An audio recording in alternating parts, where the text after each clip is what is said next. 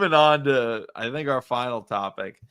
Todd Monken brought him up because he likes Keaton Mitchell. We all like Keaton Mitchell. Every Ravens fan likes Keaton Mitchell because that guy's the definition of lightning in a bottle. I mean, you put him out there and he was just touchdown, touchdown, touchdown.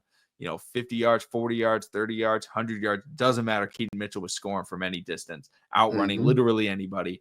He had a play. Maybe my favorite play of all of 2 years ago was a screen pass to Zay Flowers and Keaton Mitchell as the blocker. We just see him shoot by. It was like, oh, damn, he's that fast. And then, of course, they called it back. They called back some weird holding call on somebody, marginal holding, and it didn't actually count. But it was like, whoa, Keaton Mitchell is a different level of speed. He flew by Zay Flowers, who was running at full speed.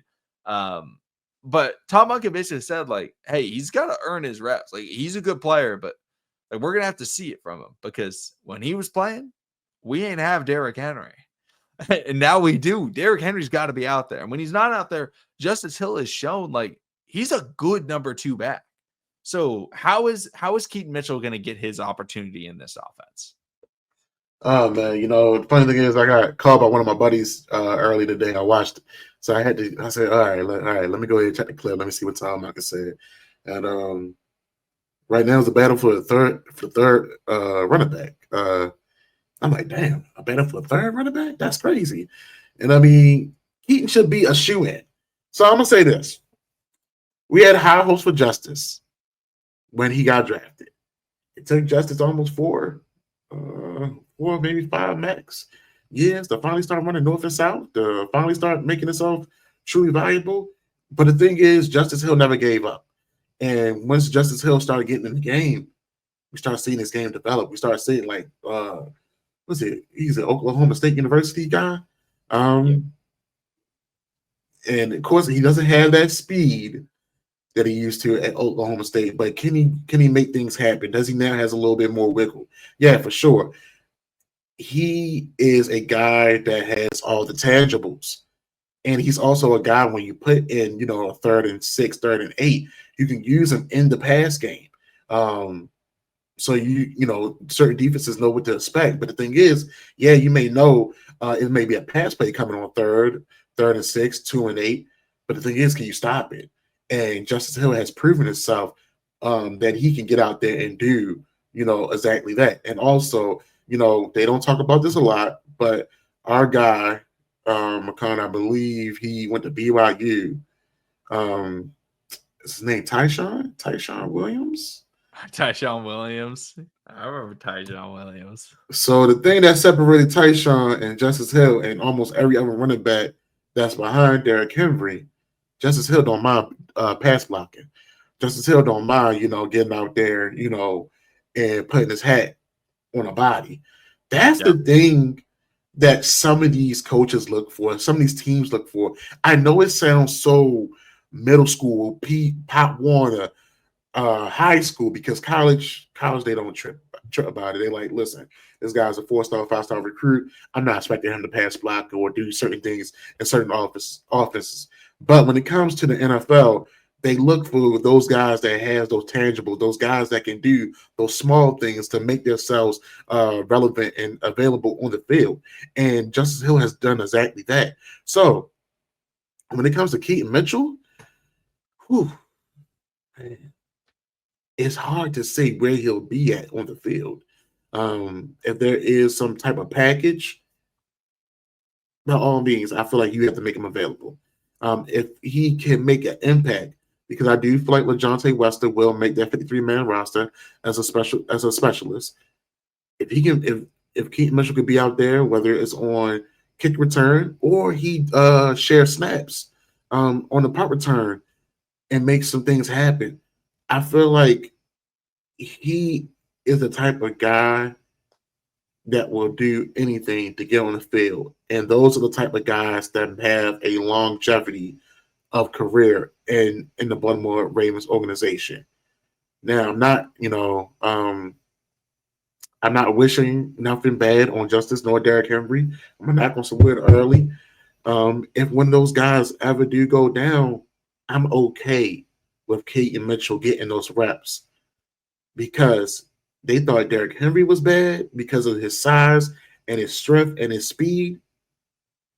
Well, Keaton Mitchell is a bowling ball of fire, and he's faster than Justice Hill and Derrick Henry. I mean, hell, by the time Lamar Jackson may even turn around and hand the ball off, Keaton Mitchell might be 5 yards up the field. So I feel sorry, you know, if one of the guys go down. Don't want nobody to go down. I want everybody to make it healthy into the postseason, and into the Super Bowl. But if one of those guys go down, I'm confident, I'm fine that he will step up and do his job and exceed at it well. So I'm looking forward to see how he fights for a spot. I'm looking forward to see how Todd Monken is going to design plays for him to feed him the ball, because when things are not going well in the passing game, or you might need that screen or bubble, he can be a guy. He can be a guy. Something that you brought up earlier about Zay Flowers, and in that Buffalo game, I know people be like, "Oh, Zay was there." I'm not taking nothing away from Zay, but a low budget Zay Flowers is out there, and he didn't do half bad. And I'm talking about Anthony Miller. Anthony Miller, Anthony Miller didn't have the speed, but goddamn, the guy was strong, and he fought for every yard when he got the opportunity to get on the field. So we have those guys in the facility that when they get the opportunity, they're going to make something happen. Keaton Mitchell. I know Todd Monken is talking, that's that good talk for the press, but we all know that Keaton Mitchell is that third running back on that depth chart, unless somebody else that we don't know about has really been showing off and showing out in the facility. But I feel like Keaton Mitchell was a shooter for that third spot. Yeah, I don't think Rasheen Ali is going to beat out Keaton Mitchell. I don't know why we drafted Rasheen Ali. I was very surprised by that, considering he does have a fumbling problem, and that was something that John Harbaugh hates, but that's besides the point. I really do expect Keaton Mitchell to make the team. And the biggest battle that I'm watching for, you brought up, Joshua, LeJounte Wester versus Keaton Mitchell. I think both of them will be on kickoffs. I think LeJounte Wester will be a better return specialist. I think he was the best return specialist in the draft class. I think he could be one of the best returners in the NFL. I expect him to be on punt returns. But what I'm looking for is the gadget players, right? We obviously love to get Zay Flowers in on the screens, but we want to use him as a wide receiver more. We love Justice Hill in the screens, but he's also good at pass blocking, right? We don't want to get him injured all the time. Let's get another guy out there for screens, deep threats, check downs, things like that. LeJounte Wester can absolutely do that. He can be a good slot receiver for you. So we can just be out there on the field, but also get you some screens, jet sweeps, and things of that nature. But Keaton Mitchell as well can line up in the backfield with Lamar Jackson in certain sets. I mean, imagine it's 3rd and 5 and it's Lamar Jackson in the backfield and he's got split back, Keaton Mitchell and Justice Hill. It could be a screen to either running back. Both of them can go out there and catch. Keaton Mitchell could go out, run a route, catch a pass. Justice Hill could stay in and block, or he could run out, catch a pass. The problem is Keaton Mitchell ain't blocking.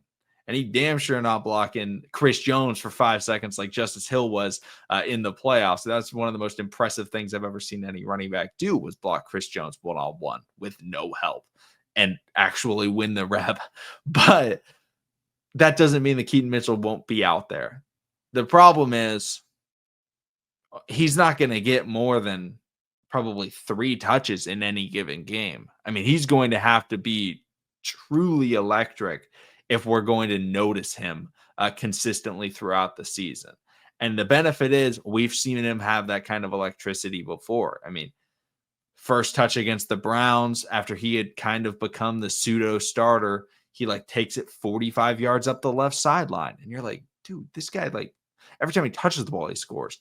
That's basically the skill set he's going to have to bring if we're going to notice him, because Derrick Henry's going to get his touches and Justice Hill is going to get his touches too, because Justice Hill's more versatile.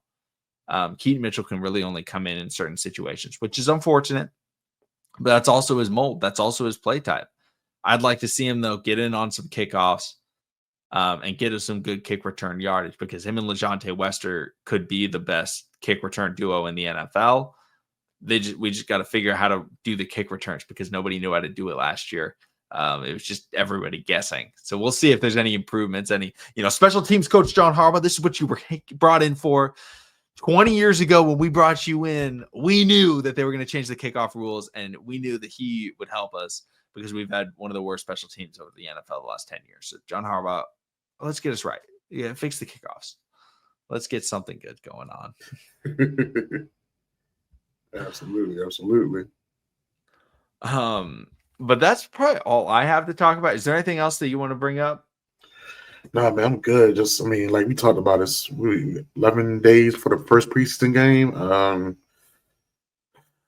It's coming time to it. Are you doing any dynasties on the TTB gaming page that the guys and the ladies should be checking out?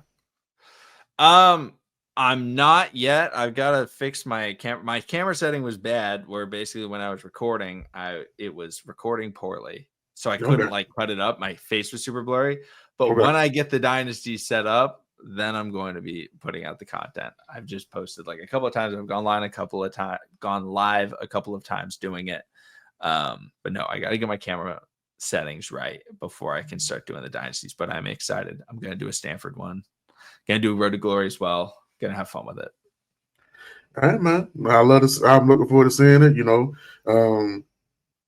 I ain't gonna spoil nothing out, fans. We talk about some things on the behind the scenes. So, just get your popcorn ready and be on the lookout. Always, make sure you share, like, subscribe, comment. Thank y'all for always listening to us, man. We've been going strong. What is this year? Is this year 4, year 5 for us, McConnell? Yeah, probably. Ooh. It's probably year. Ooh, this can make it sound really old. This might be year 6. Ooh, what we started in? Because I want to say it was. Was it COVID? Was it the COVID year? Was that we started 2019 or 2020? I can't remember, because I remember us talking about either rookie Hollywood Brown or second year Hollywood Brown, and I can't remember which one it was. I think it was rookie. I want to say it was 2019, which is crazy. It's been a long time. Yeah, I love it. Everyone, thank you so much for watching. Like Joshua said, subscribe, share, like. We'll see all of you again next time.